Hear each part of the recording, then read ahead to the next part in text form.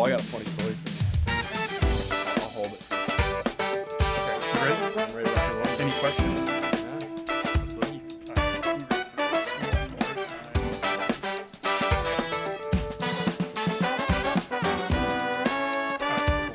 Here we go. All right, everyone. Welcome to another episode of David's Saturday Night Sit Back. Before we get started tonight, I want to give a quick shout out to my nephew, Joshua. And I'm going to shout out a few people over the next couple episodes that we record of just people that I was not expecting to be mega fans of this pod. So my 11-year-old nephew, I did not create this thing thinking my 11-year-old nephew would be the one to eat it all up. But he is. I think he's seen every episode. My brother's been telling me that he requests for them to put it on over there, making dinner, driving to school, doing anything. Back in my head, thinking, man, I should curse a little bit less. And maybe, there's one episode I need to tell my brother that he can't listen to because there's just too many sex stories. And, I don't know what age. Keep the innocence for a little longer. At least till 12 or maybe 13 Yeah, that's when he's a teenager. I think those teen years are probably pretty good age range. You start learning about... You go through puberty at that point. You ought to learn your anatomy. So at that point in time, I feel like you should start being real. Yeah, or so maybe listen. Maybe listen to the episodes that are filled with sex stories. I don't know. It's not my kid. Fair enough. I can't control how they run that household. But with that being said, Joshua, just wanted to say thank you before we did anything else in this episode, so you know that it means a lot that you're supporting me, and I really appreciate it. With that being said, tonight we have Meathead Mikey Beavers in the house, and he is a NASM certified personal trainer. He is part of the Longhorn powerlifting team, who is, by the way, the strongest team in Texas. I hope I don't get myself jumped on the streets over the next couple weeks for saying that. Saying it right, man. All right, perfect. He may call himself a meathead, but my gut tells me that there's more to him than meets the eye. He's passionate about therapy, mindfulness, meditation, journaling. He's addicted to music. He's a humble guitar player, and he has pretty amazing hair. He's also only 20 years old, which just based off your size and how much weight you could put up, I didn't think about your age, but subconsciously I was thinking 24 to 28-ish, somewhere in there, and that's a compliment. I'm honored, man. I appreciate that. But Mr. Beavers, it's not just another day, because tonight you are on David's Saturday Night Sit Back. Heck yeah, man. Thanks for being here, man. Appreciate it, man. Yeah, of course. First question, are you happy? I'm beyond happy. You know what? Today's a good day. I got no complaints, man. Weather's beautiful. Got to talk to my family. What is there really to complain about? I was sick all last week. I had strep throat. I haven't had that since I was 12 years old. Let me go wash my hand. No, you're good, man. I've been on antibiotics for about 3 or 4 days now, and I'm feeling like a human again. Good. So, no complaints here. It's just like a testament. You got to kind of just let yourself rest and then take some time off if you ever need, especially because your body is your temple, and you only get one go around with it. May as well not try and rush back into doing things, especially if you're in the gym. I agree, and I hate taking time off when I'm sick because I take about one rest day a week. Mm-hmm. So then when 4 or 5 is forced on me, in a row too. Yeah, it's rough. It really is, man. I have a general comment for you. Gotcha. You really like unclipping your belt after you deadlift. Oh my god. So let me tell you all about the belt flick. So actually, I can demonstrate this real quick if you don't know what it's like. So I went ahead and brought my gym bag for today. So this is the SBD belt. This is the nicest belt on the market. Reason being is because it's double adjustable, meaning I can clip it in on one side, and then when I'm ready, I breathe out, and I clipped in now twice. Whenever I'm done doing a deadlift, my favorite thing in the world, unlatching this belt. Sometimes you can hit it to where the belt comes off completely. It is the most satisfying feeling in the world, especially after a PR set. SBD is in the knee sleeves as well? Yep. Nice. Knee sleeves, singlets, you name it, they got it. My knees actually started to hurt, and I love leg day. Mm-hmm. So I went to a buddy of mine who's a power lifter, and I asked him, I was like, Julian, what do I do? Because I can't be 33 years old and already done with my squatting career. And he said, buy some SBD knee sleeves. Don't worry about the price. Measure it exactly how you tell them to measure it, and then go one size down. Mm-hmm. So these things come in. Ooh, so you got the extra tight ones. And I was so excited for them. I rip them. It wasn't even leg day. I was like, fuck it, let's go do legs. Rip open the package. I'm sitting on my floor looking like a cartoon character, pulling these things on. I was on my back. I was like, oh, let's try getting up on the couch, and I couldn't get them on. So hard. I went to the gym, and he showed me. I would go get them, but I don't know where they are. You do the roll-up thing? Yes. And you pull them? Yep. Yeah. It's a life changer, man. Especially if you try to put them on straight, because the only way to do it that way would be to get like an oversized sleeve. And at that point, you're not getting the compression that you need, so it's practically just an aesthetic piece. And why the hell do you want knee sleeves for an aesthetic piece? You know what I mean? Especially if you're trying to squat some real numbers. I thought that's what they were. When I was growing up, I would look at guys in the gym and gals, anyone. I'd look at other people, and I'd see them with the belt, the knee sleeves, the what else do I use? The belt, the knee sleeves. I don't know. Straps. The wraps. The wraps. I think these people are just douchebags, and they're only doing it for aesthetic reasons. And then in my 30s, my body started breaking down, and I'm that guy. I'm that guy now with the fucking powerlifting shoes, the belt, the knee sleeves, super big gym bag, because I want to bring it all every time, even if I'm not going to use half of it. I am the man that I judged. Hey, sometimes, it's like one of my buddies once told me after a stupid night, he texted me, and he was like, "You're becoming everything you swore to destroy." Like something like that. That's what I was yelling to myself that day in the gym as I was looking at myself in the mirror. And you're just like, I am him. I am him. But not in a good way. No. But I'm still squatting, so. Hey, that's what matters. That's what matters. If your knee pain has gone down significantly, that's always a great thing. Because moving around with rusty body parts is just not fun, man. I call it creaky. Yeah. I like that word when you're describing bad knees. That's a good way to do it. I like that too. Before we get into too much fitness stuff, you mentioned to me when we were on the phone that you have you love music. Yeah. It's not just like a medium to have something in your ear when you're at the gym or maybe taking a walk. Like, you're obsessed with music. Can you think of a time that when you were a kid, when a song just like hit you and you just wanted to start dancing, crying, go back as far as you can? I got a couple right now. Go. So first song that ever hit me harder than anything was Foreigner's Hot Blooded. So I'm from Houston. Anybody from Houston, you'll know the station at 106.9 The Eagle. It's just Houston's classic rock, right? Used to be two. It's just one now. Anywho, so I remember I was driving to the hospital because I had a family member in the hospital at the time.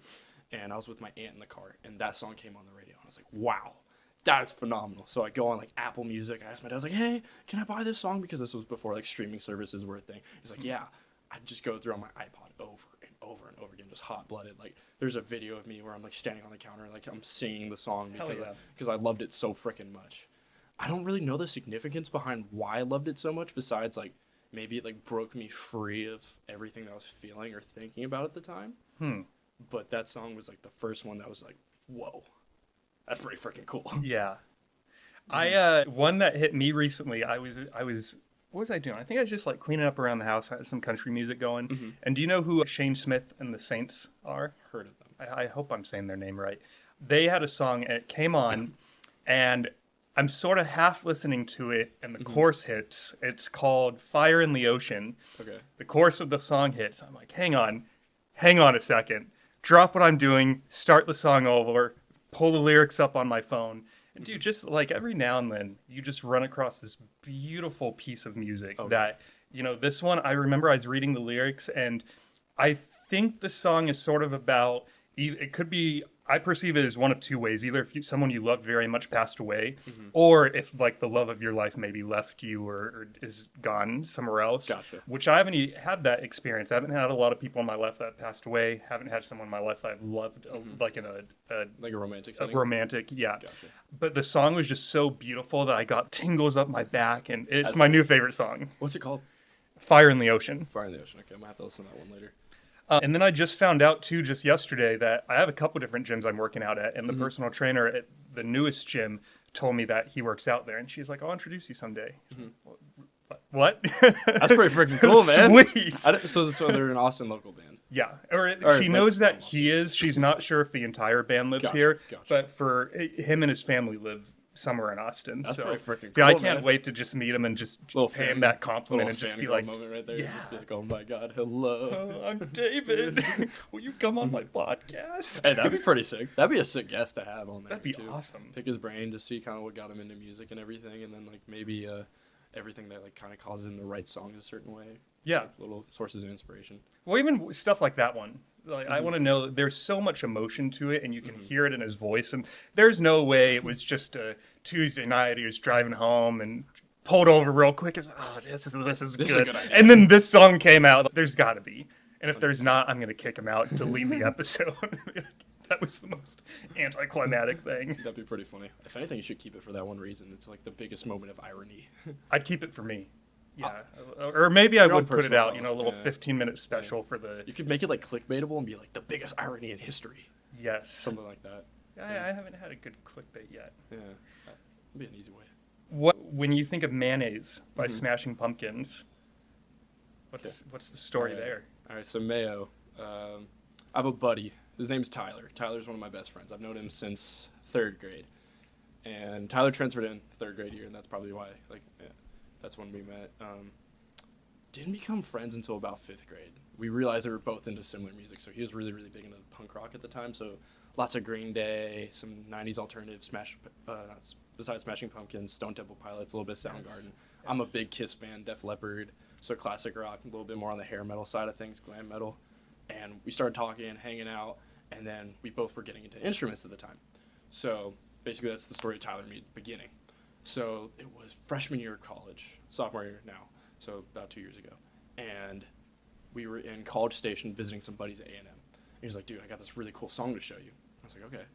And he puts it on, and he's just like, it's a really cool band. It's called Smashing Pumpkins. Don't judge the title. I'm like, okay, whatever. So it's called Mayonnaise, and also it's missing an N, so it's only mayonnaise with one N. It's really weird. And started listening to it, and I was like, wow, the emotion in the lead singer's voice is phenomenal. The guitar tone is really, really heavy, saturated, and thick. Almost like it's missing some clean elements to it, so it's almost like distorted towards like this way far end of the spectrum, as opposed to proper amount of distortion and then like completely clean over here. And that just like hit me super hard. We listened to it on repeat because we're driving home from going to this bar and meeting up with his parents, and every single road was closed in College Station because of the football game. So we had to take this super long 45-minute route. We listened to Mayo at least 4, 5, 6 times in a row. So we was like, okay, well, I got my daily dose of Mayo in, right? Yep. So that was our little gig for a while. It'd be like, hey, I call him because he goes to school in Florida, and call him and be like, hey, you get your daily dose of Mayo. I was like, oh, thanks for reminding me. I got to get that in now. And just like random time, we'd just be hanging. And so that song always reminds me of him. And he's one of my best friends. He's been with me through just about, if not everything, difficult I've ever been through. Nice. I have one friend like that, but it's a bummer. We've sort of fallen apart a little bit, just because life, goes that direction. Yeah. But we met in preschool, and we were really good friends through. I'm going to blame COVID on this one. Okay. Because we would also typically throw some sort of annual house party every year together, and I am 99% sure that our last one was in 2019. Gotcha. And then, dude, COVID just shook up so much. I didn't even think about the fact that that's sort of when we... All sorts of relationships. Like, it's weird because COVID also solidified relationships for the time being. Yes. And then after COVID, all those were gone, too. It's weird. You know what I mean? It's like a double whammy. Did you have any friends that sort of disappeared off the face of the earth? During COVID? Yep. A few. Have they resurfaced? Some of them were never the same afterwards. Yeah. They just kind of went to their own little bubble, and then they completely had like a character change of sorts. Or they'd meet somebody online, and then they would just only talk to them, like via text, FaceTime, whatever, sneak out and do something a couple times, and just were never the same person again. It was weird. Yeah. The whole shutdown really, really, like, I don't know, it didn't impact me as deeply as I thought it would have. And for all these other, it was almost like the aftershock for me was what hit more so, like coming back to reality than that little thing that we called reality during the shutdown. Were you a graduating senior when it started? No, I was actually a rising senior. So junior year going into That's your junior, okay. Yeah. Okay. So it didn't hit me as hard as like those seniors who didn't get a proper graduation. Right, or even just, I don't know, that's such a bittersweet time to sort of, yeah, man, it's, you're going off to college. Yeah, man, and like you're developing all these different relationships, and like you're saying goodbye to these people, but you said goodbye to them like 3 months prior because the shutdown and COVID and everything, and people's parents don't want them seeing each other. Right. Which makes it so much more difficult to like have an actual human relationship. Yeah. Online just doesn't serve that same way. Like, thank God for Xbox, because, like, I just get on parties with my buddies, and we just shoot the shit. We'd say some vile-ass things that, like, nobody should ever hear, should never be repeated.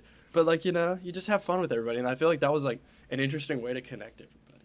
We haven't talked a lot about COVID on this podcast, probably somewhat intentionally. Yeah. But we got on the subject with my last guest too, and he said the exact same thing. He's like, thank God for Xbox, because me and my buddies for like 60 days, that's all we did was just, especially when the checks started hitting, and he was like, fuck, I'm getting paid to stay at home right now and play video games. Okay, man. Haven't taken a vacation in like 8 years because I've been working my ass off, so here we go. Yeah, exactly. It's like, is it the worst thing in the world? Not quite. No. All right. How about Home Sweet Home by the Motley Crue and Wilderness Therapy in Utah? Oh, okay. So Home Sweet Home has a really extensive backstory. So I don't know if y'all have ever heard of wilderness therapy or therapeutic boarding school before. So basically, wilderness therapy. Let me paint this picture for you. So imagine you're asleep. It's 2 a.m. 2 random strangers come into your room. They tell you to get up. You're going somewhere. You don't know where. So you get dressed. You walk out the door with them. Next thing you know, you're at an airport and you're flying somewhere. You can check the gate to see where you're going. It says that you're going to Salt Lake City, Utah. You go there. You land in Utah. You get in a car with the 2 people. They're known as transporters. They take you to a special program. They hand you over to the associates over at the program. They get you changed. They check to make sure you don't have any scars, wounds, or anything on you. And then they get you dressed in a bunch of super plain clothes that you'll later find out are the same clothes everybody else in this group that you're about to join has on. So there's no real difference between y'all. Kind of like broken down to a similar, like, I don't know, very primal level almost in a sense. It sounds like Squid Games. Kind of, right? Where are you going with this? Okay, you'll see. So that's the story for 99.999% of people going to wilderness. That's how they get there. I chose to go. So personally, I have a long history of depression, anxiety, addictive issues and tendencies, just all sorts of different things, like a multitude of different types of anxiety. And I knew that I needed help. So I was 14 years old, 8th grade. I hit probably an absolute minimum in my life. Like, I don't think I've ever ventured back down there again. I don't really want to. And I just didn't want to exist anymore. So I ended up talking to my parents, and I was like, hey, I need help. I need to get out somewhere. I need to talk to people. So I had been seeing a therapist for a little bit, but that just wasn't really going all that well. So we talked to somebody known as an education consultant who helps get you in touch with a wilderness program, and then from there, not to my knowledge at the time, gets you in touch with a later program. So wilderness, right? Now you know how I got there. Wilderness itself is this beautiful thing. It's like a facility without walls. You're in the middle of butt-fuck nowhere. Utah is one of the states that does it, mostly just because of certain laws with like ages of consent. So, for example, age of consent in Utah is 18. Age of consent in California is 14 for this type of thing. So basically, I could sign myself out of the program at 14 years old if I wanted to, if I was in the state of California, versus Utah, I have to do it when I'm 18. So then, if I'm under 18, I'm not the one calling the shots. My parents are, or whoever my legal guardians might be. So you go there. You're put in a group. Imagine it like America. This is simply a melting pot of all sorts of different peoples. I mean, people with parent issues. I never had any parent issues or issues. I have one sister, never had any issues with her.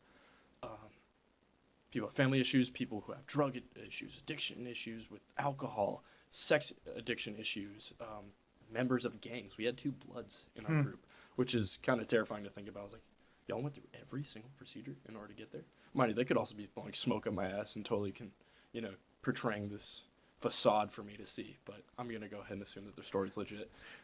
To their benefit of the doubt right there, right? Let's go with it. Yeah, exactly. So basically what you do there is you hike. You live in the wilderness.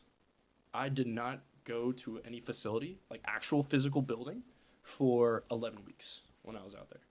I had 2 phone calls on a satellite phone when I was out there. I had to earn those. You're given food. Luckily, you don't have to hunt for your own food. You're given water as well. But the hikes that you do 4 days a week are like 10 miles long. You have a 70-plus pound pack on your back. You have all these different things that are structured throughout the day. You have various focus groups, therapy groups, group therapy activities, things like that. And it's cool to see because you have all these people from various different backgrounds, and they can all come together like this. And it's like, wow. And then you'll move up the rank. It's like rankings. It's your number in the group, basically, like how long you've been there. So whenever you graduate from the program, you're typically number 1. So it's kind of cool, me being 14 years old, the youngest member of my group, and like all these people were looking up to me whenever I was leaving. Anywho, so that was like the first step in the whole treatment journey. So imagine you have a gunshot wound. Am I going to put a Band-Aid on that? No. No chance in hell. Let's say it goes right through my leg. It severs a couple of the different big muscles of my quads. So what am I going to do? First thing I'm going to do is I'm going to go to the ER. Right. I'm going to get all that shrapnel cleaned out of there. And then I'm also going to make sure I get stitches. Well, that's cool. My leg's healed. I can't walk now. Mm-hmm. So how do I walk?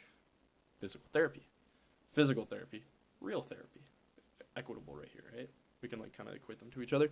So the next thing I did was something known as a therapeutic boarding school. Typically, your stay there is like 10 to 12 months, most or longer. I got out 7.5 months. Thank God I was on the fast track for that because I didn't want to be away from home. Like being 14 years old, man, I'm like, oh my God, I'm missing freshman year of high school. This is the most crucial time of my life. Right. It's not. But still, you don't want to miss it. Yeah, it's You that know? FOMO. Yeah, man. Oh my God, my FOMO was crazy. Yeah. Holy shit. I needed to learn how to talk to women at the time. I was missing out on shit. I couldn't do that. Right. You know what I mean? I was like, damn, how the hell am I going to do this one day? So, anywho, I went there for 7.5 months. And whenever I started going on visits back to my house in Houston, I'd listen to Motley Crue's Home Sweet Home. And I thought to myself, okay, one day I'm going to land. I'm going to be flying home to Houston. I'm going to be landing at like Hobby or IH, whatever airport I'm going in on. And I'm going to listen to Home Sweet Home for the last time. And that's going to be the last time when I go home. And then I did that, and that's like the most euphoric experience I've ever had in my life. I was like, wow, that was cool. Because I was like the full circle moment right there. It's like that vision, Yeah. and then you get to see it come to fruition. You're like, wow, that's and then I came home for the last time, and that was a cool little story right there. Going off of what you just said about how you had that vision and then it comes to reality, Yeah. do you think in the last 6 years since that experience, you've manifested anything else where you just dream about it, not necessarily when you're sleeping, but Yeah. you're just daydreaming while you're in school, you're at the gym, and do you think there's any power behind manifesting your destiny and Man. thinking it into reality and whatnot? I think there's so much power behind it. I think it's one of the coolest freaking things you can do. For example, I wanted to be a personal trainer since I was 14. I decided I wanted to be one when I went to Wilderness. And I started doing research as soon as I got out of there. And I started acquiring all these different types of knowledge before I could actually legally get my certification. And then once I turned 18, I bought my certification and I started going through the process to earn it. So that was one big thing for me that I manifested is like, okay, that's my career now. Yeah. So that was kind of cool to see. Whenever I had my first client, I was like, whoa, 6 years ago, I dreamt of this moment right now. I didn't know who I was going to be with, like who my client was going to be or what the moment we were going to share, but that was like, we're starting a new chapter, but it's almost like the close to a previous one, you know what I mean? Yeah. Another thing, like body goals. I think for anybody in the health and fitness space, whether you'll be a weight loss client, a weight gain client, you want to do hypertrophy, you want to be a strength athlete, whatever goals you might have, I think you got to be able to envision yourself hitting those numbers or having that physique or doing this or that or whatever. And like almost Arnold Schwarzenegger talks a lot about in the whole bodybuilding sphere and hypertrophy training is like every single rep I'm imagining myself posing on stage. So for example, if I'm doing like a bench press, right? Yeah. I'm going to imagine doing a most muscular pose like this and like flexing my pecs and getting my traps engaged and doing all these other different things. And being able to transition those two back and forth is like a really, really cool thing. So it's doing in the process, I think having that vision can serve you better than motivation, if that makes sense. Because I think motivation is a super fleeting thing. Because you can be motivated 1 minute later, the next minute you're not. Right. But if you have that fire lit in you with the whole goal and the vision, then you're more than likely going to see that process out because you have a plan to it. Yeah. I like what you just said. There is a guy who came on, his episode hasn't been released yet, but he said if you're trying to accomplish a fitness goal, what you need to do is going with the example of, let's say he's 300 pounds and, X amount of pounds is body fat and whatnot. You need to stop thinking of yourself as a fat person and thinking of yourself instead as David is a fit person. David is a muscular person. I just have 100 pounds of fat on me that I need to lose. Or, David's a skinnier whatever it is, I like that. There is also a quote from Stephanie McMahon, the chief branding officer for the WWE. Do you know who she is? I heard McMahon before. I know who you're talking about. She gave an interview once where I think the question was along the lines of, if someone got 5 minutes with you in a coffee shop, what advice would you give them? And she said, take your dreams and turn them into goals, because goals you can achieve. And the main difference between dreams and goals is that goals have a definitive plan to them. So if you want to, if the dream is, you want to be a homeowner, what can you do even as young as 20 years old to start making a plan? If I get 30 clients, that's going to bring me X income. That way I'll be able to pay this mortgage, and therefore I can start, but I think that there's so much in life that even like this podcast, it's funny, man. It's not that complicated. Buy 2 mics, throw up some soundproofing things, get some editing software. Get a camera. I don't know why it took me like 3 years. I don't know if it was disbelief in myself, but I've had this idea for so long. And once I finally started acting on it and I put a plan in place, I think I started acting on this in late January. So here we are 75 days later, and had some amazing guests on, 13 episodes in, 6 of them are out on the web, close to 1,000 downloads at this point. Like, man. It's crazy. It's awesome. It's real. And I only bring that up. That's not to toot my own horn, but in hopes that someone else might hear that who also is in the exact same boat of, I've had this plan for 3 years, or this daydream, or this thing I've really wanted to do. I thought it'd be a ton of fun, but I'm not going to pull the trigger on it because I'm not a good enough talker. I don't have the money. I don't believe in myself, or whatever the thing is that's holding you back. And that they can see people like you and me be like, maybe I can make this thing happen. Yeah. I like that. Transitioning it over to a goal sounds like so much. That's what the flip switch right there. Yeah. One more question about the wilderness experience. Yeah, go for it. Did you find that all of you, you said it yourself, it was people with alcohol addiction problems, drug addiction, angsty little teenagers, people from gangs. Yeah. I'm assuming probably different religious beliefs, different skin color, different ages, so many differences. By the time wilderness was over, did you find that that group of individuals had more in common than you did have differences? 100%. In what ways? Bare minimum, we're all struggling with different things, and we're all susceptible to emotional strife. And that doesn't make us any less of men or any less human. It just means that we're real, especially because we're able to talk about it. So the more likely we are to talk about it, the more able we are to talk about it. I feel like the more grown up we are, the more masculine we can be in that way. What's another big thing that we had in common? Honestly, just guys being guys. Just being a bunch of dudes every now and then. And just like being able to kind of shoot the shit. Yeah. And just relax and talk about certain things no matter what. That was really, really nice. And just being able to connect on like a deeper human level. Or sometimes on a superficial level. But like in the sense that you can just enjoy each other's company. I listened to a ridiculous amount of podcasts and books during COVID because I was unemployed, and that was my way of filling my time for a few months was going on very long walks. There were no gyms, no friends to see. So it was Audible and it was podcasts. And I remember one thing that struck me, and I wish I've banged my head against the wall because I really want to re-listen to this particular thing. But they were talking about how when Indian tribes would go off to war and when they came back, the first thing all the soldiers would do was they would light a fire and maybe cook a meal and gather around, and all of them would tell their war stories together because they did not want the soldiers to go off and be home alone living with the darkness of whoever they killed or whatever happened. Instead, they got the tribe together and they just got it all out there on night number 1 or day number 1 that they got back. That's prototherapy right there, man. Dude, that's pretty sick. No, that's a freaking amazing. And especially because like they get to open up that bottle. Yeah. With everything inside of them. It was all guys on this particular trip? It was in a mix? Okay. Yeah. Cool. How many, do you remember how, roughly, like, was it 100 guys, a dozen? Our biggest group, I think, was 10 or 12. Were people rotating in and out during those 7.5 months, or was it basically the same group of... So the 11 weeks was the wilderness program. And that was, we'd have different groups, like staff groups every single week, mixed male and female. And then whenever I got to my boarding school, they would have like different shifts throughout the day. And that was also all male. And that was, how long was that one? Or how many people were there? 36? Did you know how it was going to start? Like a random night at 2 a.m.? Oh, luckily that part wasn't real for me. That was the story for everybody else. Luckily, I chose to Gotcha. Okay.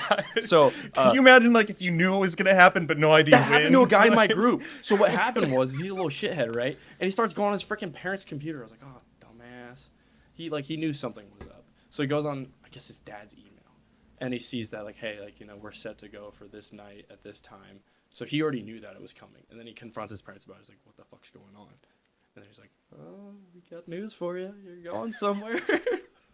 Like 6 hours before it's gonna happen. Yeah. Yeah. It was like at 8 o'clock at night, and then they're gonna come pick him up at 2 in the morning. Like, what the hell, man? Wonder if he slept much that night. No, I got a story of another buddy who, his parents acted as the transporters.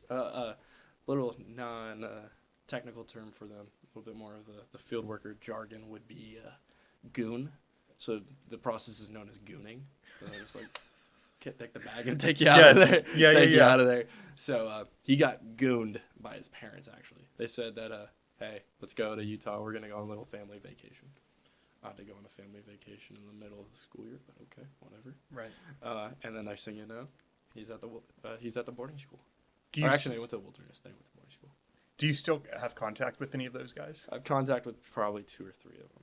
Okay. One that's this is like a guy that will be at my wedding kind of thing. We can talk once a year, once every 2 years, and the way we talk is like no time has ever passed, like still best friend kind of thing.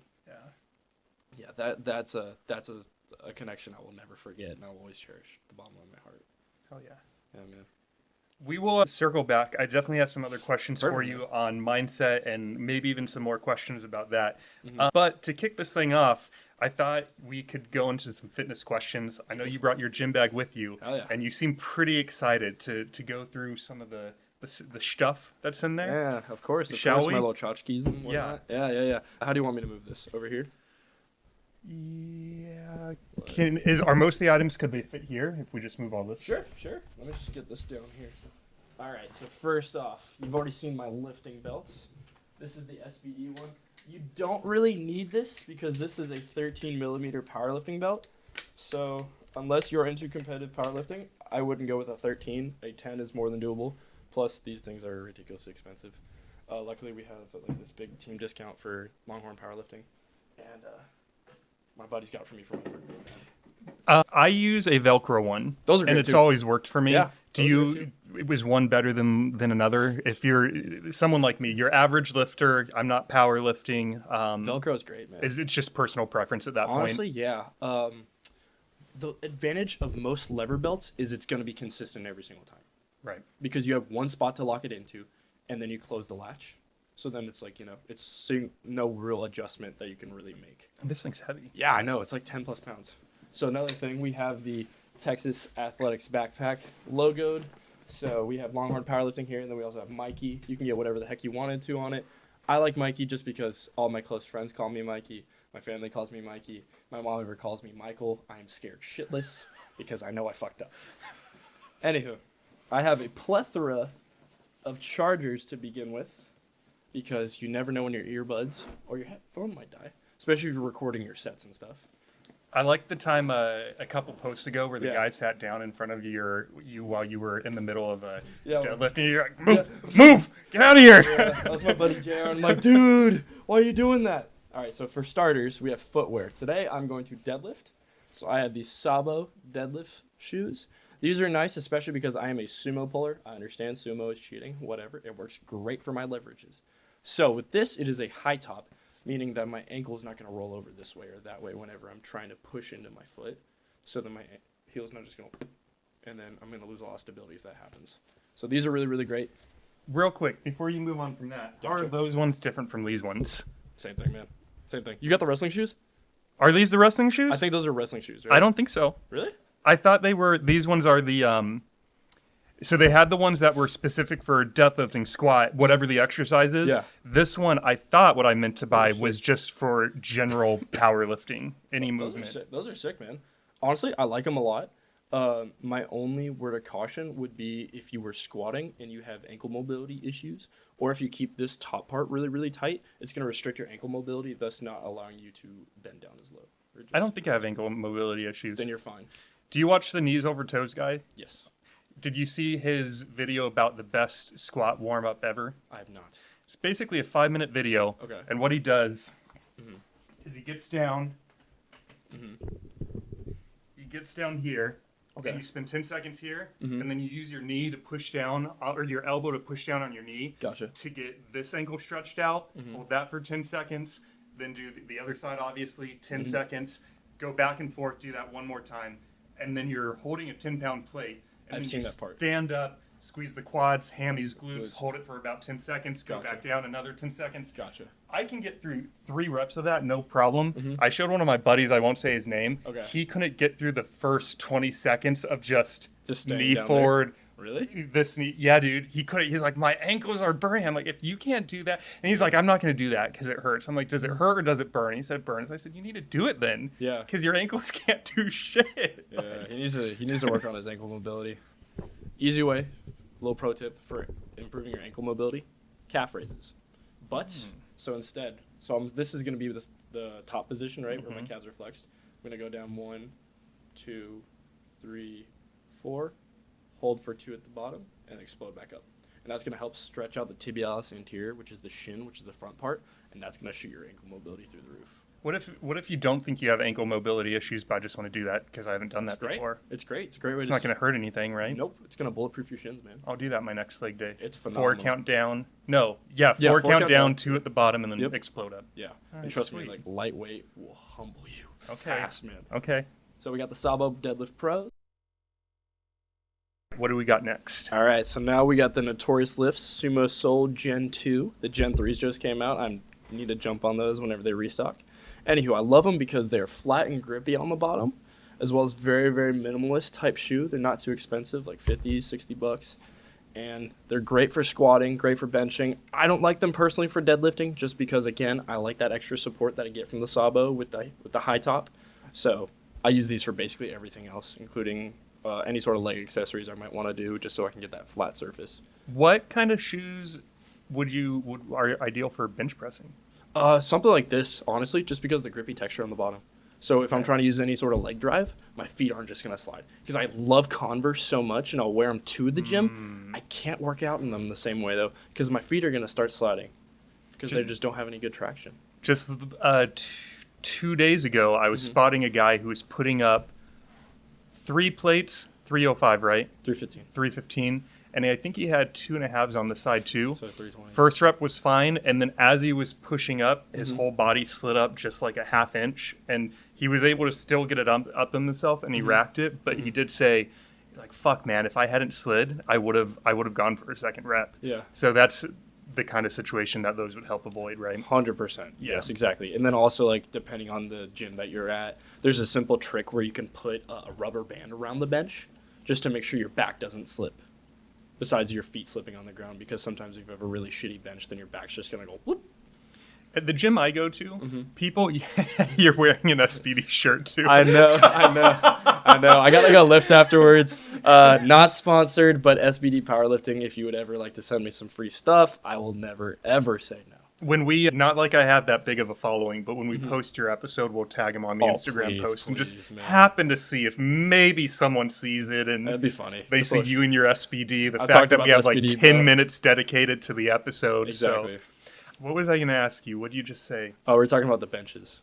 Oh, you mentioned the rubber band. People really like putting that on the hack squat at my gym. It's for the reverse hack squat more often than it is not. Yes. Why is everyone putting the damn... Because I always take it off just because I'm like, I want to know that if I have 4 plates on there, I'm doing 4 plates. I don't really care about the whatever it is they're trying to accomplish. Why do people do that? So what's the hardest part of the hack squat movement? Probably at the base when you're... when you're in the hole. Yeah, at the base. When you're in the hole. So what that's going to do is it's going to help give you a little extra oomph out of the hole, allowing you to overload a little bit safer because you do have that extra tension from the rubber band, allowing you to get out of the hole. And then also that extra tension should take some off of your knees. Because if you're coming into this extreme sort of stretched position all the way out here like this for the quads, if you don't have really good ankle mobility, that's going to fuck your knees really, really badly. So what it's going to do is it's going to slightly help you get moving and then allow the quads to take back over again. So I should keep it on there. Yep. It's great for you, man. I always take Yeah. it off. No, that's why. No. I totally understand. Like, if I'm ever, take it off. no, whenever, like, okay, I have a logbook in here, and like, I love to track all my workouts, and like, Yeah. I will put every little bit of things in there. So like, it's annoying if you put 4 plates on there. You want to keep it at 4 plates, not like 4 plates plus I had a green band on there. You know what And I it mean? is the green one too. Yeah. How'd you know that? I'm too I've never good. seen you at that gym. I'm too good, man. I'm too good. I'm just too good. Just let me cook. Where did that phrase come from? Let me cook? Yeah. Oh, okay. So there's a TikTok, and it was really, really stupid. There's a trend about a couple months ago. And it was talking about, like, guys DMing girls and be like, I don't know, randomly on Tinder. So it'd just be like, you know the term Riz? So it's This is be my the second guy- time hearing It'd be the guy kind of, like, trying to, like, I'm trying not to sound like a complete and utter idiot. So, like, spit some game or, like, you know, try and, like, chat up a girl. Okay. Right? Like via the internet, of course. But Yes. like trying to chat up a girl, right? So then it would slide over, because it'd be multiple slides, to a picture of Woody holding back, like Woody from Toy Story, Yes. holding back another character. It's like, no, let him cook. And then the next one, and then like he gets like the girls, and then like the person who's DMing the girl ends up either getting like her Snapchat or like her phone number or something. It's just like, oh, he cooked, he's cooking, something like that. So I adopted that as my thing. So like I'd be playing Xbox with my friends, right? Yeah. And then we play Black Ops 3 Zombies. So they would all get down, and I'm really, really good at Black Ops 3 Zombies. And I'd be the only one alive, right? It'd be like round 30 something, and they're all dead, and they're just like, oh, we're dead. I was like, nah, let me cook. I just start yelling that. And then I revive everybody. I was like, I told you, just let me cook. And I also put that in my Instagram captions. Hell yeah. Just because I was like, screw it. It's stupid. pretty self-explanatory. I Yeah. figured there had to be That's who's the source. that's the exigence. TikTok is the source. TikTok is the source. Yeah, Good TikTok old is, Woody. you know, the omnipotent being it is. Yeah. So yeah, that's where Let Me Cook comes from. I have a question for you. Yeah, go for it. I don't think you are a social media marketing master, neither am I, but hey, iron sharpens iron. Yeah. I had a friend tell me the other day that he thinks I should be on TikTok, or the podcast should be, not just on Instagram. And Yeah. I'm like, dude, I'm still running a full-time job. Even just like making the one post a day for Instagram sometimes Yeah, it's it's fine, but like it takes time out of my day. It's a thought that I had, it's something I have to do. Your thoughts, and the reason I wanted TikTok's to ask you algorithm. specifically is because I did scroll through your entire Instagram. Yeah. And I think your very first post does mention like, hey, follow me on TikTok. I'm Yes. much more active there. Yes. So that's why I wanted to get your thoughts specifically on TikTok versus Instagram. Yeah. So Instagram right now has kind of like been more my wave that I'm going on, simply because Reels are a great function to use. And just using those Reels, you can get a lot of easy exposure versus like from an actual post, right? So Reels was Instagram's answer to TikTok. So TikTok's algorithm is phenomenal, especially whenever you're posting 2-3 times a day. You're going to have to gain traction at that point. So at the bare minimum, you're going to get views and likes. You might not get as many follows as you're hoping for, but you can start to get those. Then you have a couple of viral posts and then boom, blow up, right? At least start that kind of big wave coming in, then you can ride that success into hopefully some more posts. You'll have like, a bunch of different kind of blunders and not so good posts, but then you'll have a couple really good ones, and like that works great. I think its algorithm honestly is better than Instagram. So at times, I would highly recommend using TikTok over Instagram. My problem is I need to take my own advice and do the same thing, because there was a summer where I grew my TikTok account from like 150 followers to 2,500, and that was just by doing one post a day. So if you're doing multiple posts a day, you're getting more and more content out there. The thing is, you'll start running out of content, and it becomes a bit more difficult. So sometimes I just start posting stupid shit that was just trendy, but at the same time, if it works, it works. Well, he mentioned too, he's like, your post will just be snippets from the episodes. You Yeah, just take highlights. no, that's a perfect thing. Exactly. You could kind of like tease out the episode and just like little talking points. It doesn't even need to be a full minute. It could be like 30-ish seconds on there. It could be like, the first one could be like, hey, this is going to be our guest this week. And like you give the brief introduction and whatnot. And then the next one, a day or so later, could be like, a little snippet of this, or like today we talked about this or that or whatever. Right. And then therefore, you're not having to create any new content per se. You're just condensing and then putting it in. And the ultimate goal too, you mentioned it, talking a second ago about likes and followers and whatnot. Yeah. It'd just be more listeners. If Yeah. the post got 0 likes, but I got 3 new listeners Yeah. that started listening on a regular basis, mission accomplished. Exactly. That's all you could ask for right there. And then the thing is, like, getting a follow on TikTok, I don't think equates to the same thing as like a follow on Instagram. So that's why I think so many people want to focus their attention on Instagram, because an Instagram follower is a lot harder to obtain for some reason than a TikTok follower. I don't understand why, but it's like, I don't know. I have this random equation in my head. It's like every 15 or 25 followers on TikTok equals like one Instagram follower. Just because it's more and more people are likely to like see your content once, like, oh, I'll follow them. Versus on Instagram, like, it means something to kind of like, oh, I'll follow your stuff. For some reason, I told myself I would never get on TikTok. I think it's just because I've been on every other social media platform. I'm not on Facebook anymore. That's gone. But I've been on all the other ones, and it's just like, no, I'm not going to do TikTok just so I can say there's one I never touched. Yeah. And here I am debating it. It's the same thing as the gym story from earlier, man. You're becoming everything you swore to destroy. Yes, I am. Hey, but it's for the benefit of the pod. It is. It's not the benefit of the pod. It's the benefit of the 14-year-old boy who needs to hear your story. Bingo. That's what it's for. Bingo. Yeah. Exactly. And the only way we're going to find that 14-year-old boy is through the 20 people that liked it before he did and subscribed to it before he did, and that's the only way. I totally agree. Yeah. I wholeheartedly agree with that. Okay, TikTok rant over. No Let's worries. continue through the bag. All right, perfect. So, anywho, Sabo, or not Sabo, these are Notorious Lifts, not Sabo. Notorious Lifts Sumo Soul. online. Yes. Buy 'em online. Yep. Next thing, we have a green band. Do that I- fucking green band. I freaking love this green band. I have a second green band, but we'll get to that one in a minute. So basically, I have a group of 3 bands. This is how I warm up now my upper body, just because it's a little bit more stretched out. So I do certain like shoulder exercises. So I do like dislocations where you pull it out here, and then have it come behind your shoulders and in front of your shoulders. Another thing I do is like a sumo variation. So you put this around, let's say, a rack, and then you put the band around you put your ankles through this part, and you have to spread your ankles out. So you're mimicking a sumo position. And what that does is it opens up your leg from the outside by tightening up your abductor muscles, your glute medius, the glute maximus, and all these various parts of your leg. So your legs want to open up this way because you tighten the outside. So that's like a great hip opening exercise. So green band, we have a black band. Pause for 1 Yeah, second. of course, I have a man. question on that. So Oh, gotcha. you're gonna laugh because Nah. the only reason I bought this was because I got free shipping if I added $8 more worth of crap to my cart, go, there and you this was $9.99. So I thought, Hey, there you go, man. would this be just as effective for opening up your hips and maybe even a little bit less complicated than what The you were just exercise describing with that? Honestly, the exercises would only be like powerlifting specific. I think this is great. This is like a booty band, right? Like the one you put around your ankles and then you kind of like do the side shuffle or you do like the reverse shuffle. I think so. Gotcha, yeah. gotcha. But I also got I have it the because same one of type my of thing right friends here. thinks that I was told by a sports physical therapist guy Yeah. once that I had really tight hip flexors. Okay. So one of my buddies told me he thinks I could use one of these for like different hip flexor exercises. Yeah. So I got it Yeah. for that. Yeah, I think it's phenomenal. It's totally great. What are these things called? Booty bands. That's what I refer to them to. It's like, The Yeah. unofficial name, according yeah, to some me- sort of to the Ed. personal trainer jargon, maybe health professional jargon, maybe, I don't know. But I have the equivalent here. I got mine from physical therapy. So I take this thing with me everywhere just because the glutes can be a very, very overly tight complex, and being able to have strong glutes besides just tight glutes is super important.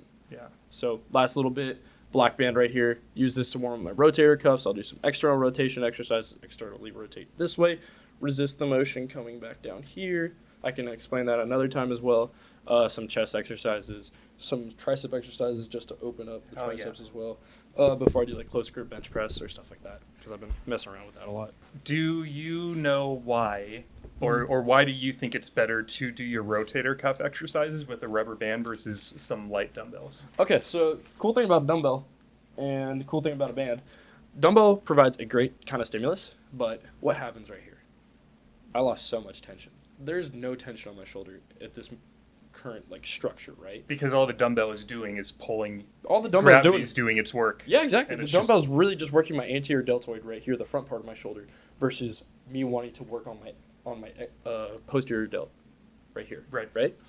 So whenever I have a band though, and I'm opening up this way, what's happening is I have no tension right here, and I have near maximal tension right here from the band. which is going to therefore actually work my rotator cuff. Versus if I'm coming here and just doing this motion right here, well, I'm losing all that tension once I get to this part, which should be the tightest part of the exercise, right? The most difficult part. However, because of like the profile and the weight distribution caused by the dumbbell, I'm not able to do that. Versus this would be the hardest part for the dumbbell, simply keeping it out here like so. Versus here, I could do this all day. And then same thing on this side. If you're going here, is Yeah. if you're holding a dumbbell, Same all thing. it's going to be doing is weighing If I down have- your arm a little bit. Yeah. If I have a dumbbell right here, the thing that's working most is going to be my brachialis because I'm in this position right here in my forearm. Versus, and then when I'm externally rotating like this, same thing. Yep. It's mostly just going to be my bicep. Versus if I have a band, my bicep's going to be working in order to maintain this positioning, but my shoulder is a shitload as well as I'm going to be externally rotating that way.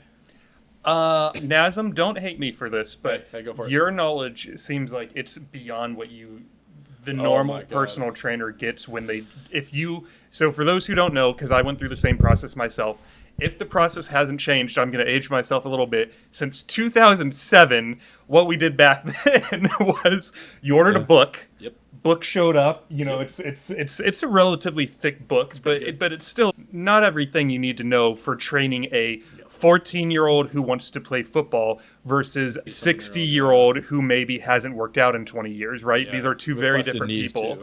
Where do you get your knowledge from? Because I'm guessing it's more so than just Nazem's book. I'll go on a NASM rant real quick if you let me. I will let you. Okay. Ooh, I'm going to sound like a dick real quick, but anywho, not all personal trainers are created equal. I think Stop the madness. I know. One of the biggest issues with our profession, not enough people give a fuck. Because not enough people want this to be their main gig. Therefore, what do they need? They need the certification. That's it. Yeah. You need a bullshit certification you can study for literally 2 fucking hours for, take a test, and you're certified. Right. That's awesome. Cool. Good for you. But at the same time, you don't have any of this practical experience. You don't have any idea what it's like to train with a client with a shoulder impingement or with any sort of hip mobility issues or ankle mobility issues or the whole nine, right? How do you learn about that stuff? Practical experience. Well, if they're just a normal trainer who's doing something just as a side gig, they don't care about the extra knowledge because they want to spend their entire life and all their, waking energy on their main hustle, which, hey, power to you. Keep it your main hustle, though, and don't add on this side hustle that could potentially getting other people injured. So basically, in my free time, I look up everything. If I have a question about like this sort of body mechanism or how I can better warm up for this exercise or do this, that, whatever, how I'm more efficient in the gym or with my time or with my energy, I look it up. Go to various different YouTube videos. Squat University is one of my favorite. Yes. I need to watch Instagram more creators. of them. Yeah, his stuff is phenomenal. Yeah. If you're not into feet, don't watch it because he has a lot of feet videos on there. But it's just like If you're not into feet. some people are just really weird about feet. Some people just are really weird in general. If you are into feet, it's not released yet, but listen to Yeah. the Derek Dimple episode of David Saturday Night Sit Back. Okay. We go on a good Little feet 10 or 15-minute feet rant, and it's I think it's fucking hilarious. I'm Other people excited. might cringe. I'm here for it, man. So go find it. It comes out this Saturday. Okay, So, I'm definitely gonna make sure I listen to that. I got a long drive ahead of me on Saturday, so perfect. that's perfect. But Squat University is phenomenal. I used to like Athlete X, but then some of his stuff is just okay now. But anywho, going through a bunch of different people and finding different sources, and if you're a nerd like I am, I will literally go read studies about different pathways for like supplements. Like the other day, I spent 45 minutes in a class where I'm supposed to be learning about Chernobyl, learning about certain biological mechanisms. About So you're at school, oh yeah, I'm in class. yeah, and I'm Just- just sitting in the back, pulling up a study about the effects of nitric oxide production and how certain supplements can increase that or decrease it. Good. Yeah, What are you going to school for? kinesiology, which is another reason why personal training is my gig. What class were you in that you were studying about Chernobyl? Living a catastrophe, Chernobyl. It's a whole class about Chernobyl. Okay, and you're just meeting a Yeah. general education requirement. Yeah, essentially. there's so at UT we have various flags that you need to get. So there's like Yeah. a cultural diversity flag, ethics flag, writing flag, all those different things.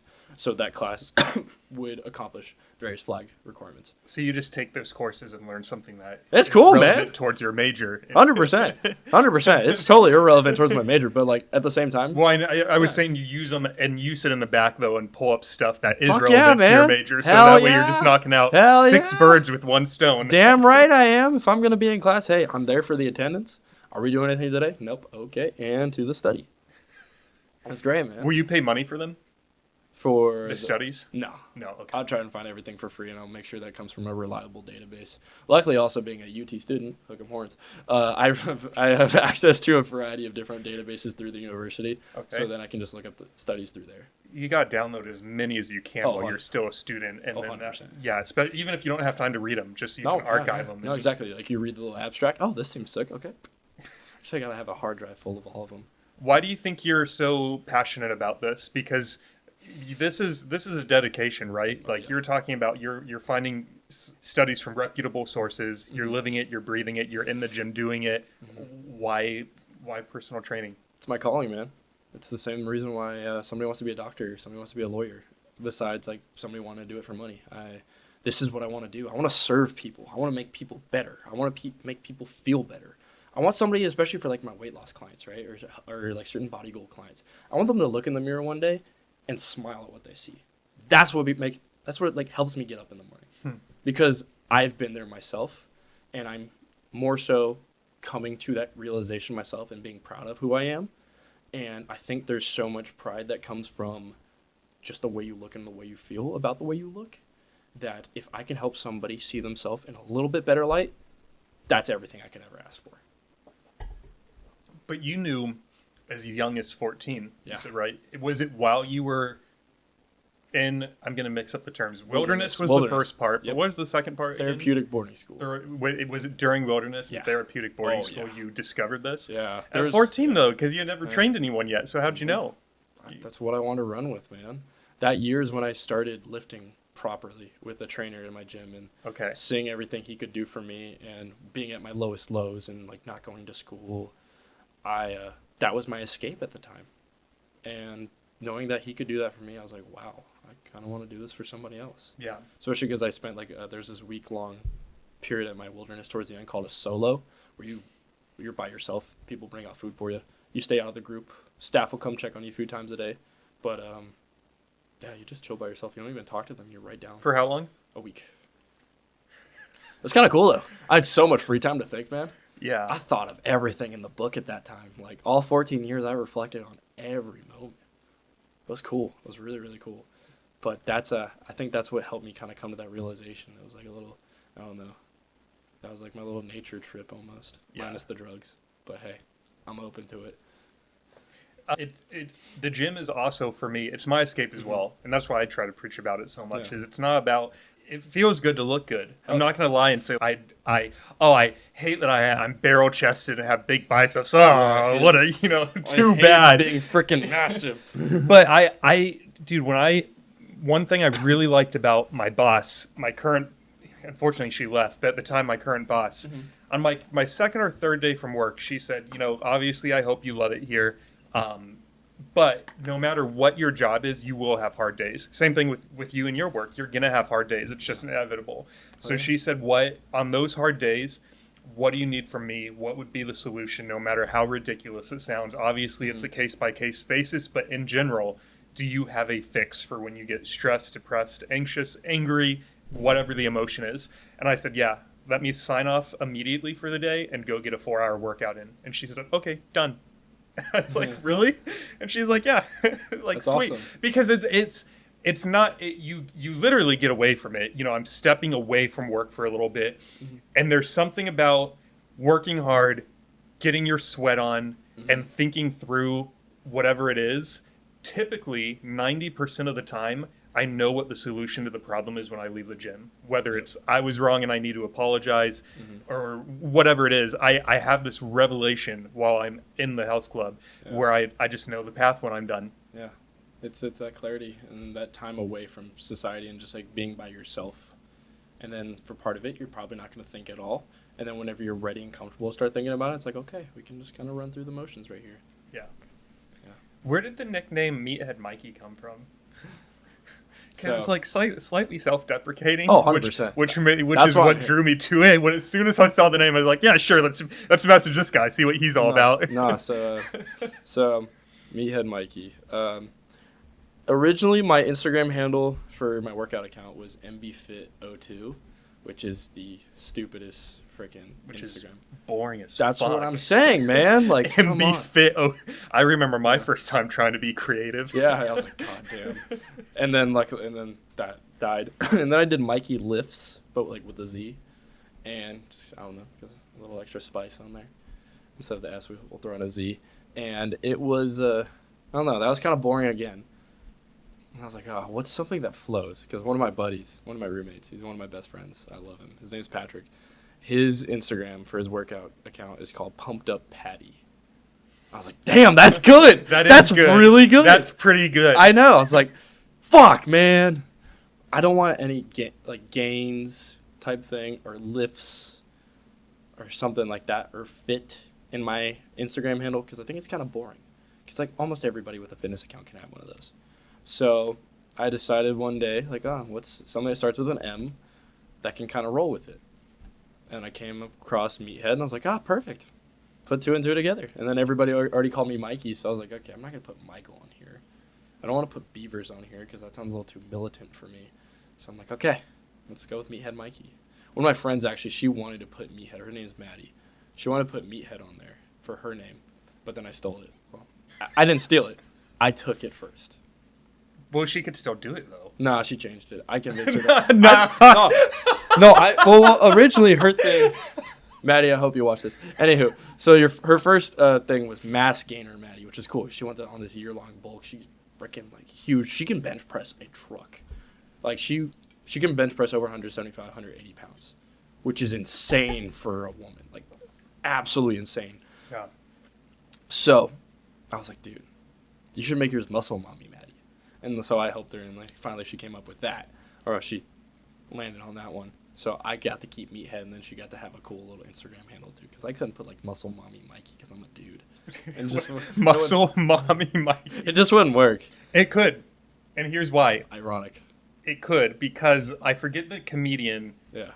but did you see the Netflix special where the lady was dressed in a full-on pink suit? It was a very business-looking suit, but it was hot pink with just diamonds everywhere. Okay. She has this bit in her comedy special where she's talking about how she calls everyone mommy, and they don't really seem to mind. So she'll be at a restaurant, and her waiter will be a 24-year-old dude, you know, and he'll come up and be like, what can I get you guys tonight? And she'll be like, well, mommy, if I could please get a steak and eggs or whatever it is.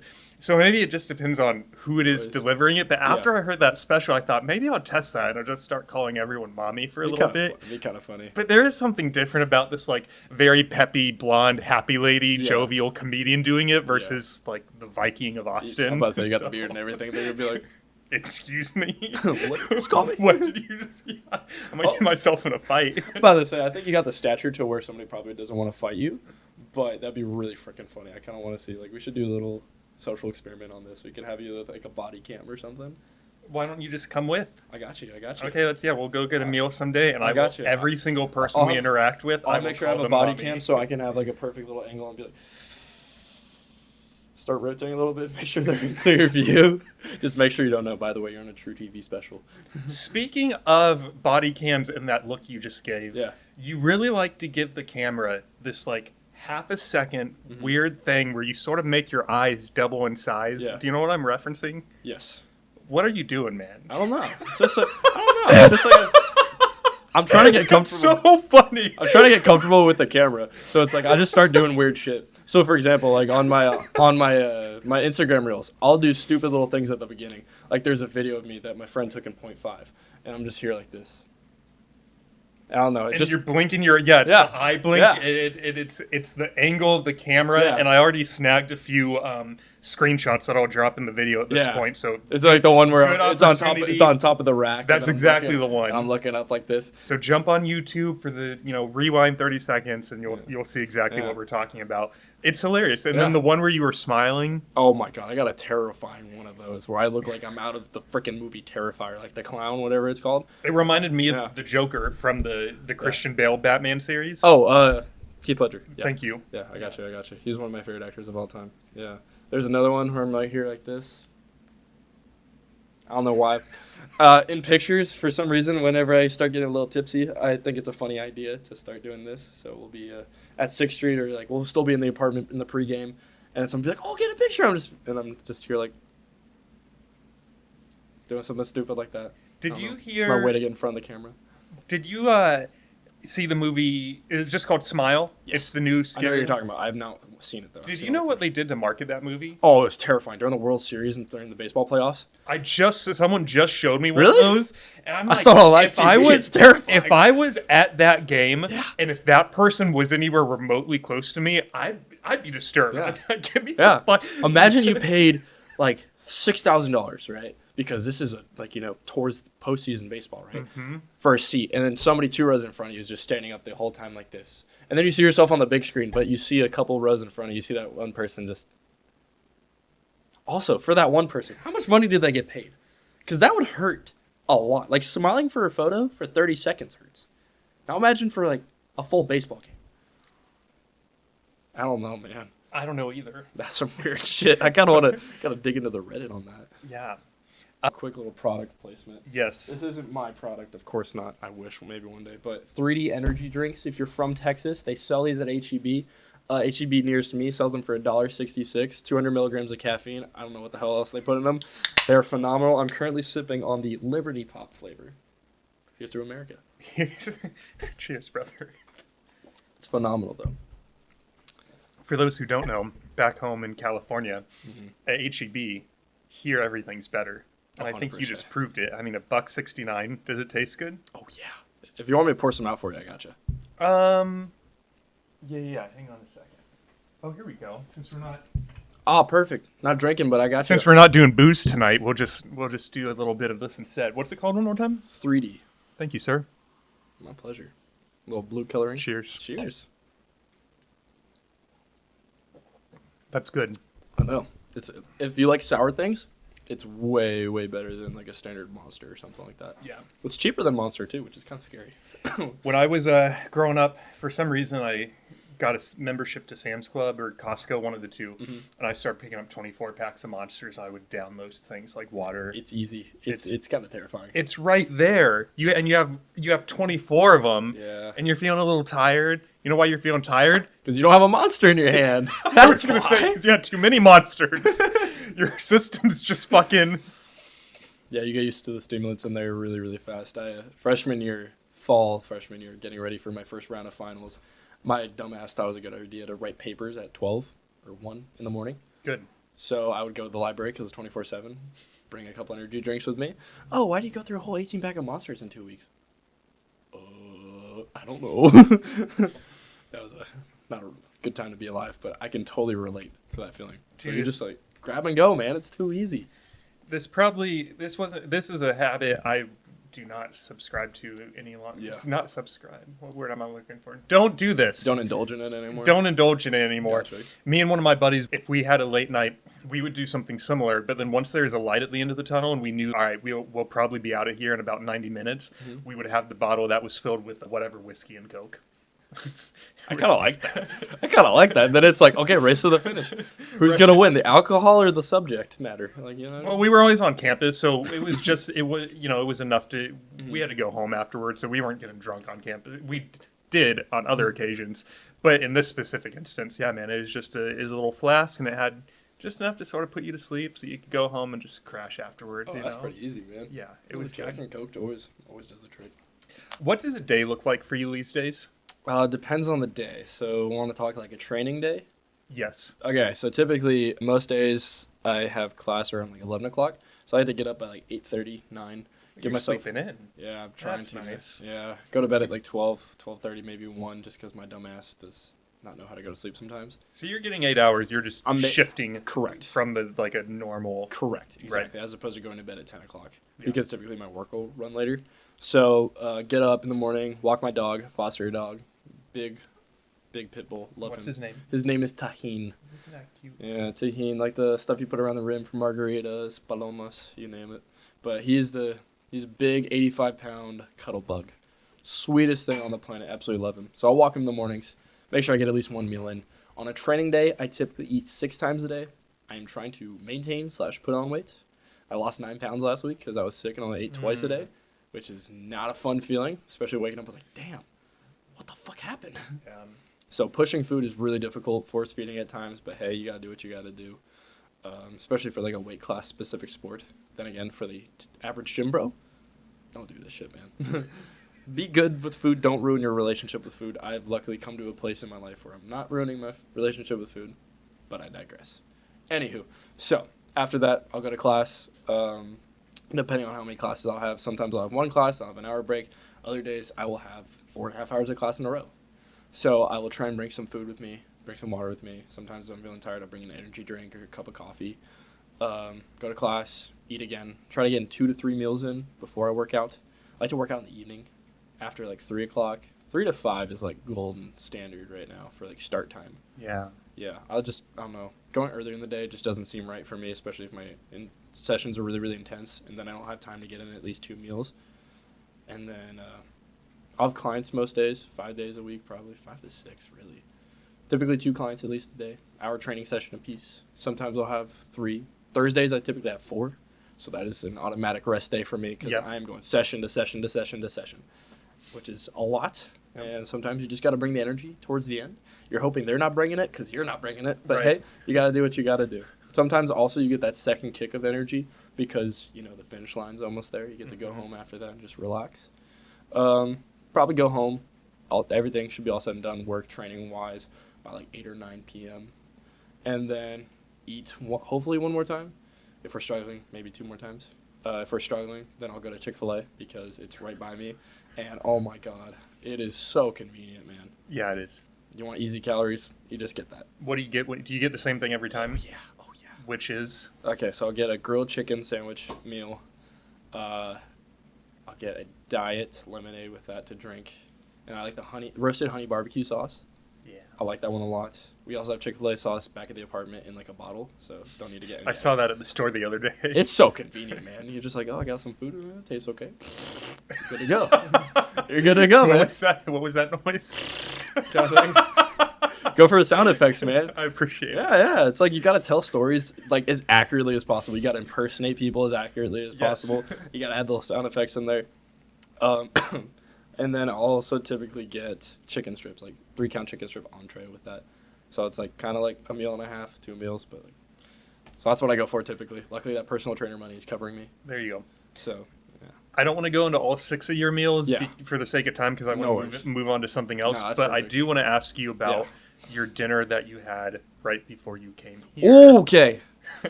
If y'all have not heard of it. Because it was a curveball. I wasn't expecting it. All right. So we have oatmeal. We have cream of wheat. And we also have cream of rice. Oatmeal digests really, really slowly in the stomach. Cream of wheat's pretty good, but you have the gluten in there, so some people are gluten intolerant. Whereas cream of rice digests so beautifully. It's basically rice that's been ground into such a fine powder, and all you do is you add water to it, throw it in the microwave, and it'll blow up some. So I do that, some protein powder, almond butter in there, because there's something known as glycemic value or glycemic index. So glycemic value will refer to the meal as a whole. So basically, if I have a super high carbohydrate meal, I want a little bit more fats with it in order to slow down the digestion of that. So if I'm about to work out, right, I don't want my insulin to just completely spike, or actually reverse of that. Wait, I'm not going to give any science words right here because I don't want to botch this right now. Anywho, basically, I'm going to burn through my carbs extremely quickly. Sorry, Michael's not fully here right now. But basically, I don't want to burn through my carbs super quickly, so the fats will help slow down that burning.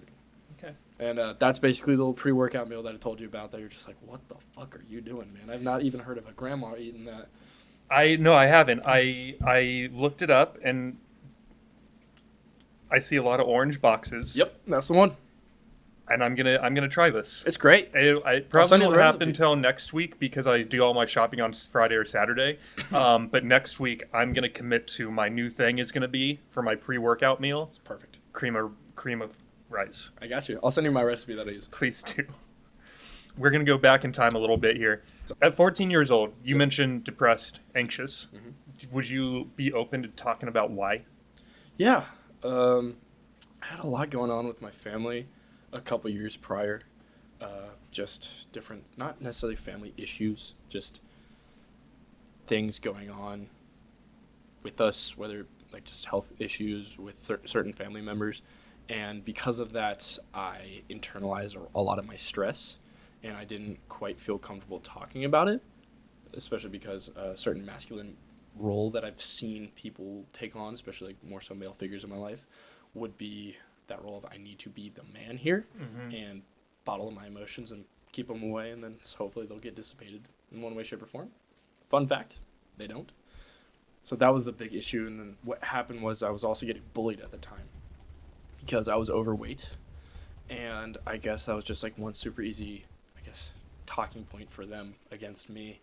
And I'm not trying to play a victim here, but it was just I should have fought back, but spoke up for myself a little bit more. At the same time, though, 14 years old, you're not emotionally stable. You don't have confidence. And then I just kind of took everything. I would go to school every single day with a stomach ache. I felt like I was going to puke. I was like, oh, maybe it's because I ate breakfast. Skip breakfast. Same feeling. Eat breakfast again. Change it up. Do this, that, whatever. And it was always the same outcome. And that's one of my first ever physical manifestations of anxiety. That you get the sweats, shaking, tapping things a lot. And that's when I realized that I needed help. So that was what were kind of like my big things when I realized that. I was like, oh, maybe there's something deeper here. You are not the first person to say that I was raised, with different male figures in my life where that's what us guys do. You keep it inside. Yeah. You don't cry. You don't talk about it. How has that changed for you now? A lot of it is seeing the humanity in those male figures. Like a lot of them, besides like my dad, of course, my dad is one of my biggest heroes in my life. And I've seen him take a lot of punches from various sources, and he just gets up every single day and he doesn't refuse to give up. So that and like football coaches that I've seen, now I kind of see the humanity in them more versus beforehand. I just saw this stone cold figure. And then kind of looking towards other figures that are willing to speak out about it, like certain actors that are now like, hey, this is what I dealt with. Like Jonah Hill. I freaking love Jonah Hill so much. You ever heard of Stutz? I'm laughing because this is the third or fourth time that this question has been asked to me, and I need to just watch it at this point. Please do. So I know the premise behind it, okay, great, and it's this is just like fate telling me I need to get my shit together. Please do. It's a beautiful little documentary, and him kind of like, I guess I can very, very much empathize with his story and feel certain things and like kind of walk through certain steps that he did, because he's always been like the fat guy of Hollywood. And then being able to resonate with that when I was a little kid, and you kind of get known as that, it's not a fun figure to be. It's not a fun identity to have.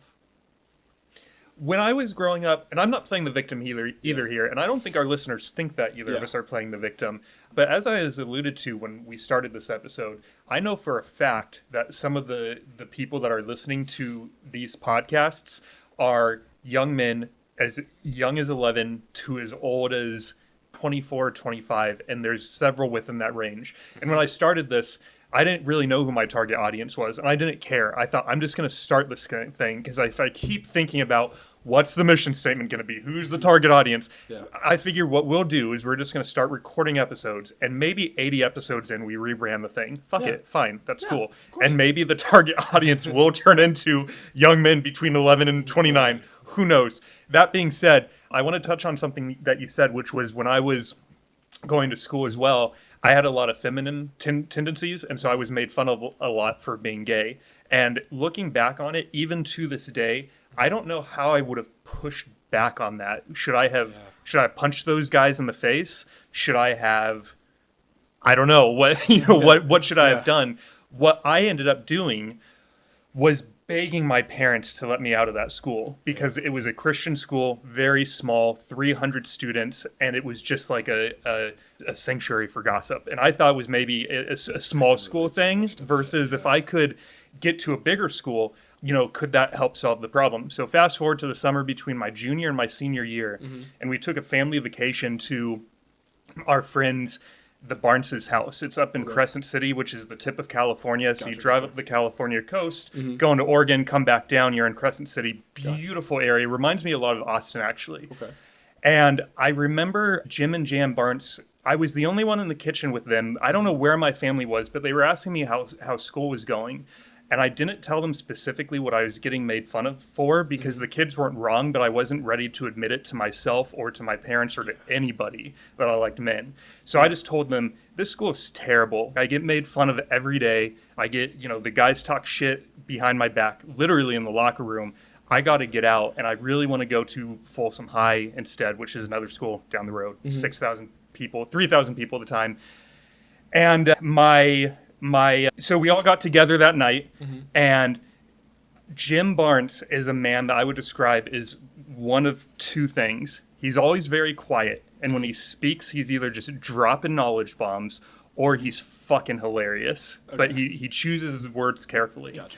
And that night, we're in the middle of dinner, and he starts laying into my dad about basically, why the hell are you making your kid go to the school? Conversation escalates to a point where the adults asked all the kids to leave. Naturally, we go to the staircase because we want to hear the rest of the conversation. Yeah. And the Barneses convinced my parents to let me go to this school. My solution was I got two of my closest friends and said, I have 7 weeks until I start at the school.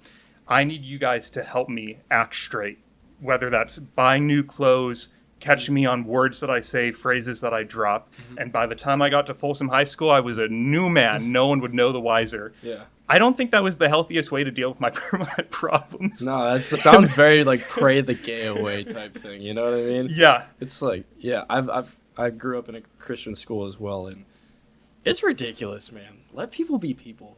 Yeah.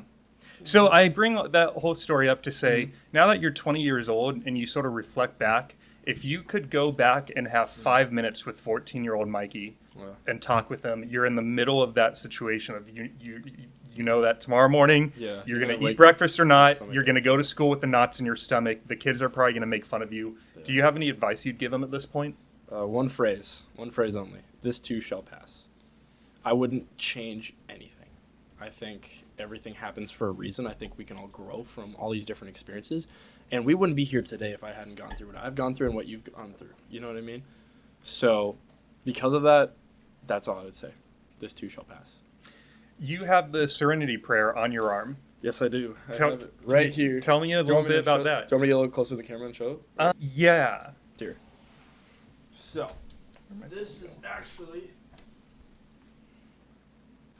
is actually in my mom's handwriting. Also, ballsy. First tattoo. I don't know if getting my almost full forearm tatted was a good idea for the first one, but hey, it's all good. I'm kind of here for it, though. Yeah. Also, that was really, really a big step into, personal training better be for me. Well, actually, the real one was I have a neck tattoo, and if I ever want to go in the professional world, one, I'm going to have to probably cut my hair, and two, I hope not, and two, they'd see that, which is a little unprofessional. What is it? It's a phoenix. I like it. So my sister has the same one actually on this inner part of her bicep. So we have little matching tattoos. I got it after I wanted to get something after I graduated from my wilderness many, many moons ago. Thad and I are having a little moment right I here. could tell that he changed positions, but I couldn't tell what he was doing.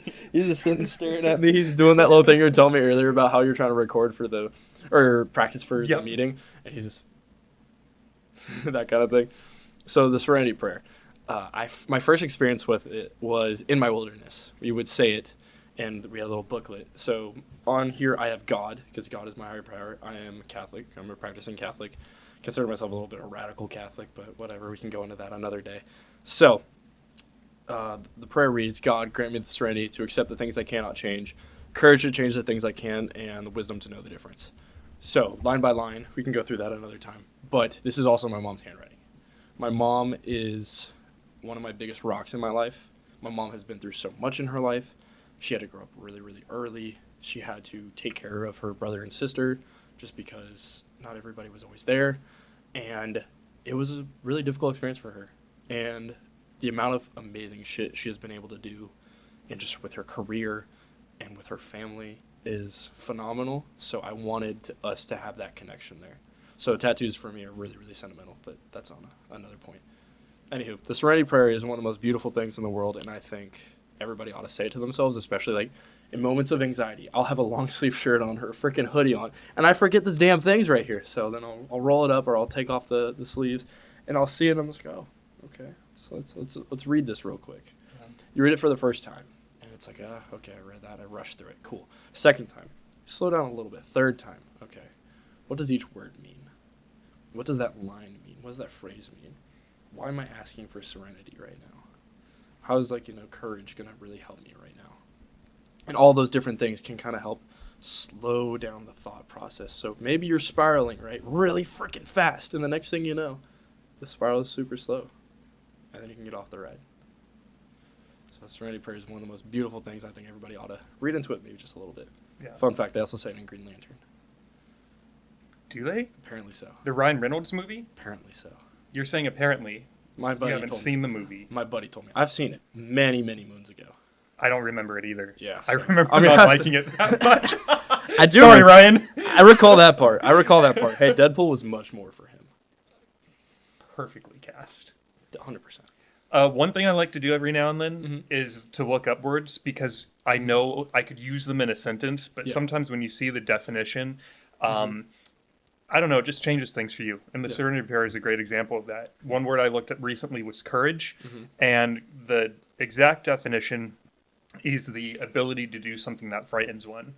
And so that's one of my goals for myself this year, is that if there's ever something about the podcast that frightens me, whether it's someone hating on it or I don't know, like it will come eventually, 100%. whether it's 3 years from now or tomorrow, there's going to be something about this project that's going to terrify the shit out of me. Oh, yeah, man.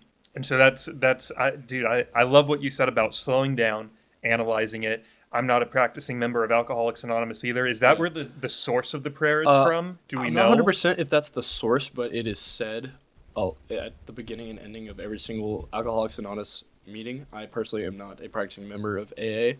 I would love to be a part of the meetings one day, but that's for another story for another time. So But it was yes. actually a real-time fact check wrote by a guy named Reinhold Niebuhr, and he Okay. put it in a newspaper article in the 1930s, and then it No way. eventually made its way into a book of worship. I don't Mhm. want to get into it further, but it Yeah. doesn't say like if that book of worship was Catholic, Christian, anything like that. But Yeah. apparently, it was just made its way into a newspaper article in the 30s. No freaking way. Yeah. That's an interesting little start point from there.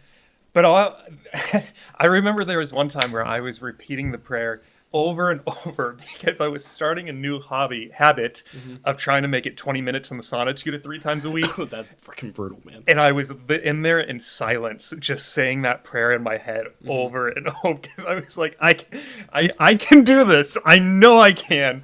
And I never forget matter if at that that point. specific session I made it through or not, but that was just a moment where I thought it was sort of comical that that's what I had going through my head on repeat.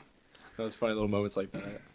Like I have a buddy who's an atheist, and he had a flight once, and there was a shitload of turbulence. First thing he started doing when he got scared was praying. Just like little moments like that. It's like, okay. Yeah. Okay, fair enough. That's funny. Yeah. You brought with you a couple entries from... Oh, journal. Yeah. Before we get into that, you said you have 2 types of journals. I do. What's the difference between them? All right, so one, I have a free journal. I love just being able to have like a little stream of consciousness going. So whatever might be going through my head, and you will understand that whenever I read this, it can be quite random at times. Whether it be the music that I'm listening to might be influencing what I'm journaling about, or my day, or this, that, whatever. So that's one of them. And then another one is 2-part. So the first part is gratitude, which is 3 things I'm grateful for every day. And then the second part is what went well. I took a sports psychology class my first semester at UT, and those were 2 little assignments we had to do. So you had to write out 3 things you're grateful for 20 days. And then the second part was what went well for 20 days. And I noticed that my positive affectivity and just like my overall mood increased so much. So whenever last semester when I was going through a really, really hard time, it was kind of like a relative minimum for me. I needed to start journaling and doing that. So I started doing the free journaling. It helped some. But then I was like, okay, I need to find the good in today. So that's why I started doing the gratitude, the what went well. So like even if it's something super stupid and simple. When you're looking for the what went well, is it easier to find it now than when you did your first day of ever doing it? Yep.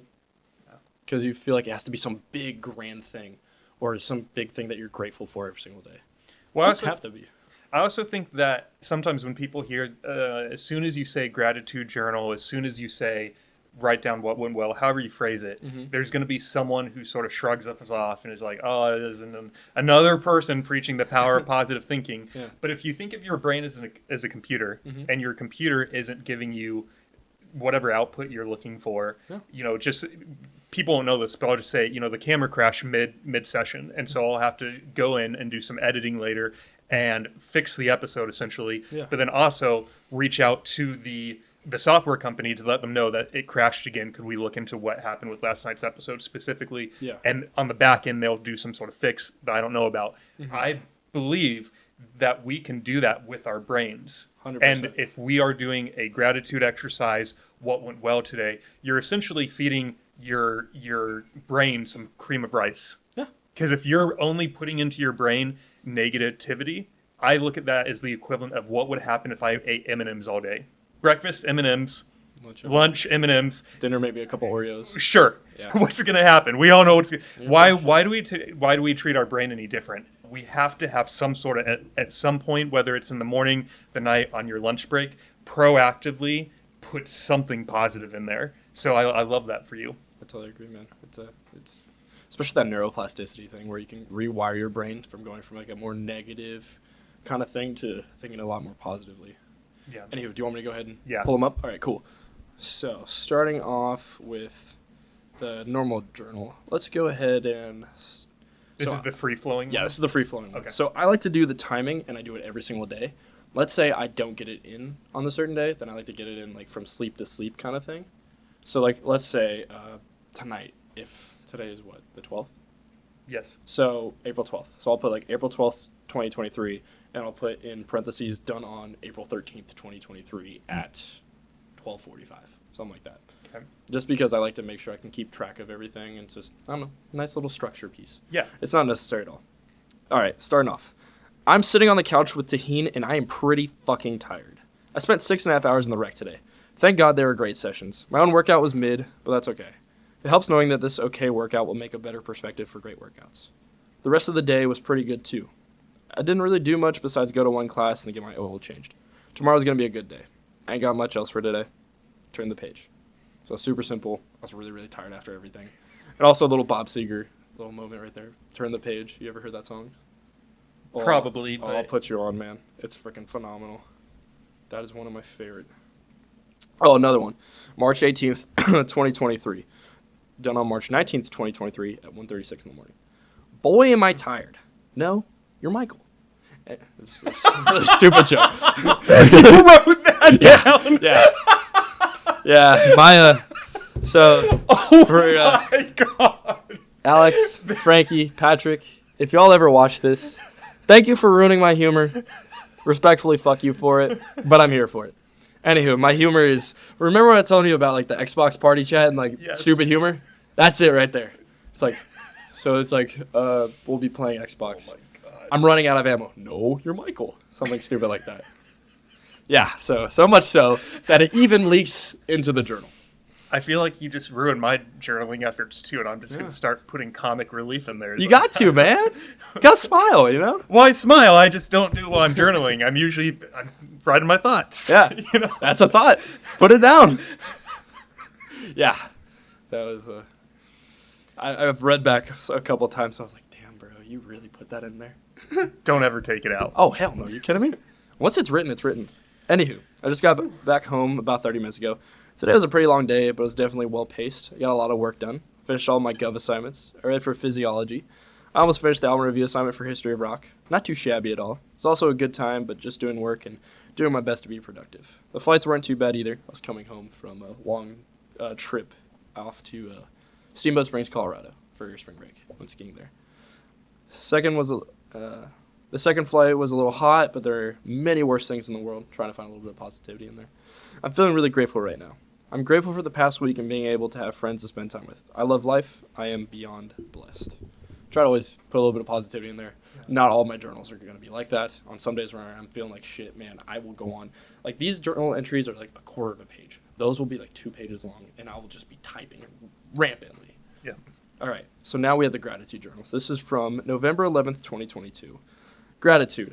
I am grateful for my family. I am grateful for cars.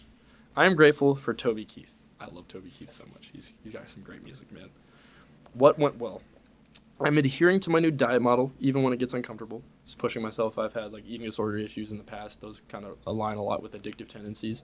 So being able to kind of push past that is hey, if I can get a win for that day, I'll take my win.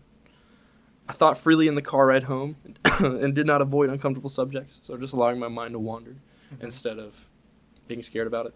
And last one. I did not focus on cardio today. I worried about gaining weight. What was the one you read right before cardio? Can you read that again? Yeah, give me 1 second. Let's see. I thought freely in the car ride home and did not avoid uncomfortable subjects. I want to say it was a guy named Ed Milet on his podcast that said just because you have a thought doesn't mean you have to believe it. Oh, I like that. So let him flow. Yeah, I like that a lot. You ever heard the one where if it fits, let it sit. If it doesn't if it doesn't apply, let it fly. If it fits, let it sit. If it doesn't apply, let it fly. Same type deal. I like that.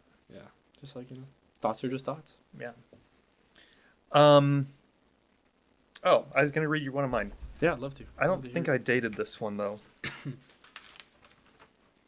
Mine's a mix. Hey, no worries. It's a mix of free-flowing thoughts, and it is a mix of notes that I take from books and thoughts that I'll read it. I'll read something, and then I'll start thinking about it. So I'll put the book away and then just write on it for a little bit. But this one comes from a book called Platonic. I've talked about it a few times on this show.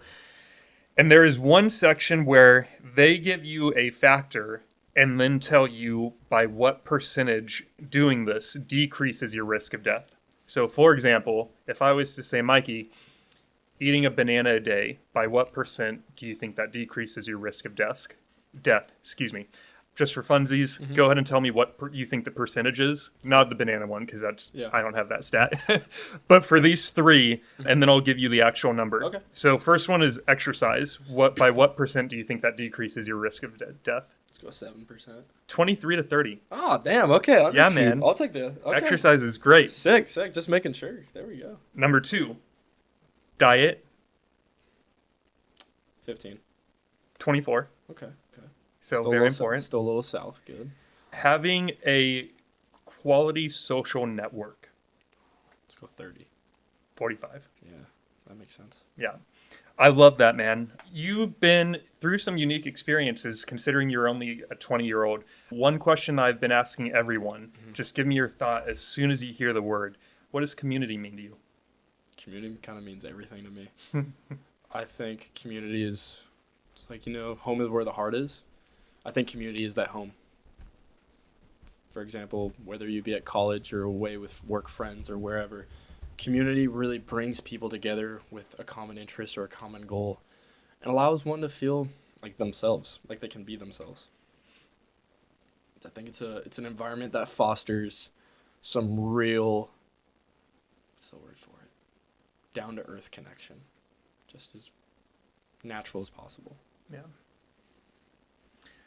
I want to try something new with you, and we're going to do it for a few episodes and see how it goes. You have no idea who the next guest is going to be. Nope. They have no idea who you are. What's a question you would like me to ask them? If you could go back and change one hard part about your life, would you take that opportunity? If so, what would it be? Thank you for that. I appreciate it. Of course. All right.